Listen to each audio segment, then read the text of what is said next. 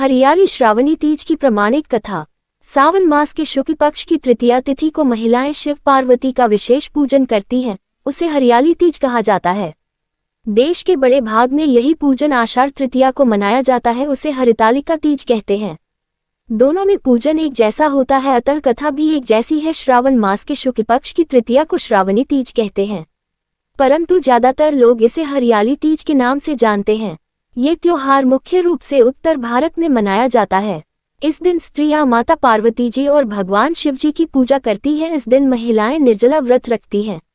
इस व्रत को करवा चौथ से भी कठिन व्रत बताया जाता है। इस दिन महिलाएं पूरा दिन बिना भोजन जल के दिन व्यतीत करती हैं तथा दूसरे दिन सुबह स्नान और पूजा के बाद व्रत पूरा करके भोजन ग्रहण करती हैं। इसी वजह से इस व्रत को करवा चौथ से भी कठिन माना जाता है। इस वर्ष 2024 में हरियाली तीज व्रत 7 अगस्त बुधवार को मनाया जा रहा है। इस दिन जगह जगह झूले पड़ते हैं। इस त्योहार में स्त्रियां हरा लहरिया या चुनरी में गीत गाती हैं, मेहंदी लगाती हैं, श्रृंगार करती हैं, झूला झूलती हैं और नाचती हैं।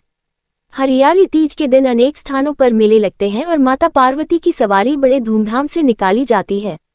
हरियाली तीज की कथा। शिवजी ने पार्वती जी को उनके पूर्वजन्म का स्मरण कराने के लिए तीज की कथा सुनाई थी। शिवजी कहते हैं, हे पार्वती, तुमने हिमालय पर मुझे वर के रूप में पाने के लिए घोर तप किया था। अन्न जल त्यागा, पत्ते खाए, सर्दी गर्मी बरसात में कष्ट सहे तुम्हारे पिता दुखी थे। नारद जी तुम्हारे घर पधारे और कहा, मैं विष्णु जी के भेजने पर आया हूँ। वह आपकी कन्या से प्रसन्न होकर विवाह करना चाहते हैं। अपनी राय बताएं। पर्वतराज प्रसन्नता से तुम्हारा विवाह विष्णु जी से करने को तैयार हो गए। नारद जी ने विष्णु जी को ये शुभ समाचार सुना दिया, पर जब तुम्हें पता चला तो बड़ा दुख हुआ। तुम मुझे मन से अपना पति मान चुकी थी। तुमने अपने मन की बात सहेली को बताई। सहेली ने तुम्हें एक ऐसे घने वन में छुपा दिया जहां तुम्हारे पिता नहीं पहुंच सकते थे।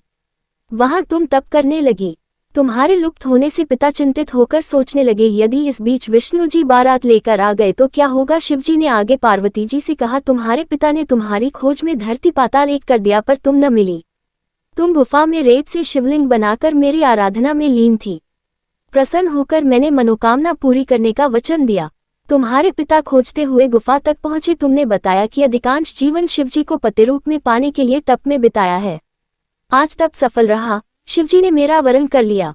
मैं आपके साथ एक ही शर्त पर घर चलूंगी, यदि आप मेरा विवाह शिवजी से करने को राजी हो। पर्वतराज मान गए। बाद में विधि विधान के साथ हमारा विवाह किया। हे पार्वती, तुमने जो कठोर व्रत किया था उसी के फलस्वरूप हमारा विवाह हो सका। इस व्रत को निष्ठा से करने वाली स्त्री को मैं मनवांछित फल देता हूँ। उसे तुम जैसा अचल सुहाग का वरदान प्राप्त हो। मनचाहे वर के लिए करे हरियाली तीज का व्रत। सावन महीने के शुक्ल पक्ष की तृतीया तिथि को कहीं कज्जली तीज तो कहीं हरियाली तीज के नाम से जाना जाता है।